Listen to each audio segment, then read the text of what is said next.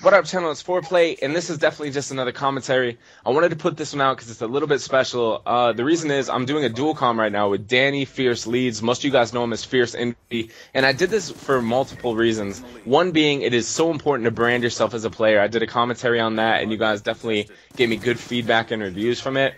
And now this is the importance of making sure that you brand yourself as that, because he doesn't really have a lot of followers, and he doesn't have like a big following behind his name, but he's accomplished so much more than that. We'll get into it. Danny, if you want to go ahead and introduce yourself to the 4Play gang on my channel, it'd be great. Go ahead and do that. Yo, what up, guys? It's Fierce Envy, for you guys that don't know. I just want to tell you pretty much what's been going on, what I've been doing, what I need to do, stuff like that. Okay, and if he sucks at commentaries, do not hold it against him, because he is horrible, but it doesn't matter because I'm good, so we're alright. We'll put that in the middle, so this commentary will be classified as mediocre because I'm good, he sucks, we'll put it right there. So, going into this, I wanted to say, what is your biggest accomplishment? I want them to get to know you, and since you're horrible at this, I want them to know exactly what your biggest accomplishment is as a professional gamer, and then we'll go on to talk about, like, how you played when you did play. Alright, definitely getting second in 2008 Nats and 2009 Nats was definitely probably one of my two biggest accomplishments. And also probably being like probably being like a top 5 Slayer in 2008. Okay, for those of you that don't know, he was the original founder on Team Envious with myself way back in the day in 2008 when I first created Team Envious, and I never had him on a commentary because it kind of faded away before I started doing YouTube. And I mean faded away as in 2008 we went to Las Vegas to play together and played in the national championship. 2009 it was in Anaheim, same exact thing. And now in 2010 he faded away after a rough start to Modern Warfare 2 because it wasn't on my team anymore, and to be honest, I feel he just lost motivation. Can you agree to that or no? Yeah, that's definitely the key to why I faded away.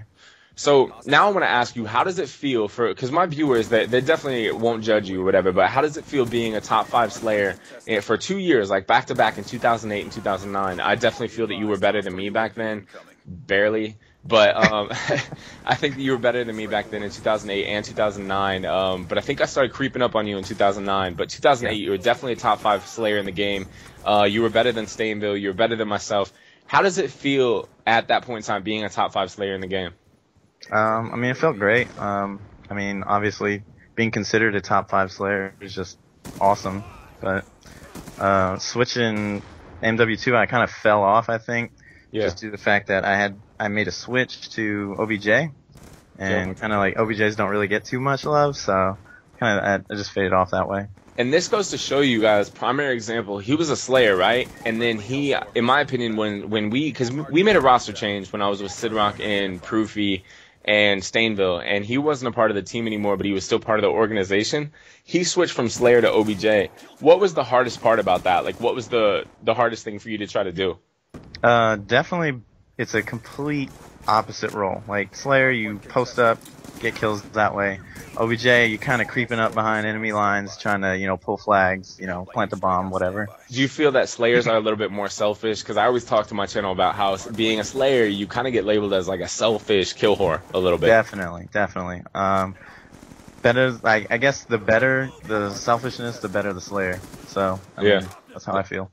I mean, okay, so now going into that, okay, I guess we'll start with, what advice do you have for any amateur players that are coming up that don't know what role to choose? Because I do a lot of stuff on my YouTube channel where it's kind of designed towards different roles, whether you're a support player like myself, Slayer, or Objective. What do you give those players that can't find that role, like from a different perspective? I mean, there's a few different things. You definitely just got to grind.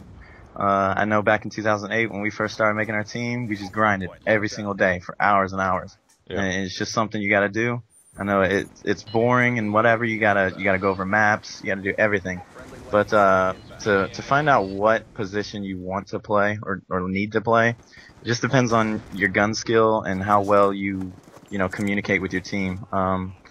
Usually, the OBJ wants to communicate the most, Slayers the least, and pretty much that's really what you got to do. So in terms of that, like me personally, like gaming now is like everyone communicates 24/7, but when he says that we grinded, I want to give you guys a story. I always break into these little stories on my channel.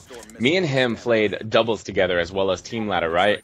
So we would play team ladder for like 5 hours a day or something like that, or maybe even longer. Like we'd play forever. We ended up finishing a season 147 and 26. Don't remember how I remember that every time, but 147 and 26 was our first ladder like record.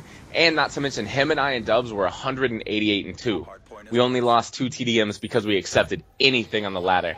And that's what I mean by grinding, man. We played like 600 total matches or some crazy number, 500 total matches in a whole season. And that was definitely grinding at the time. So for those of you that don't believe that you got to put in work, you definitely just got to put in work, understand the ins and outs of the game. So now going into it, this is the most important part of this commentary. When branding yourself as a player, how do you feel about being so small in terms of Twitter followers? You're a 2-time second-place national champion. You were accomplished at that point in time before Twitter blew up, before YouTube blew up. What do you like? How do you feel about that? Yeah, I mean, I was definitely accomplished way before Twitter came out, but it does suck having such little followers right now. I'm trying to get my name out there, and it's really hard. It's Call of Duty is definitely, the community is non-forgiving. So if you like fade away or whatever, you just quit. Like me, I kind of retired between MW3 and Black Ops 1. It's hard to get back in it. Well, either way, guys, we're getting near the end of this or whatever. But do you have any shout-outs that you want to do real quick? Yeah, I just want to give a shout-out, obviously, first and foremost to 4Play. Fearless is helping out. He's always helping out. And everyone out in the 4Play gang. All right, guys. Well, this has been it. I hope that you guys enjoyed that commentary. If you guys would like to see him on my channel more often, let me know. I was thinking about giving him like a weekly spot, maybe where he can kind of shine his, because he is a really good friend of mine. He definitely helped me start Team MVS way back in the day. This is way before Hastro, way before Stainville. Well, pretty much like right at Stainville, but just a little bit before that. So if you guys enjoy this gameplay, give him a follow on Twitter. He doesn't have a YouTube or anything yet, but if you guys want to see more of him, let me know. As always, thanks for the support. This is 4Play, the 4Play gang. Peace. What up, 4Play gang? I hope that you guys like that throwback edition style video commentary thing, whatever you want to call it. As always, you know the drill. Top left, there's a commentary. Top right, there's another video. Check those out. And if you haven't, comment, like, favorite, subscribe. Follow me on Twitter. And that's about it. Until next time, peace.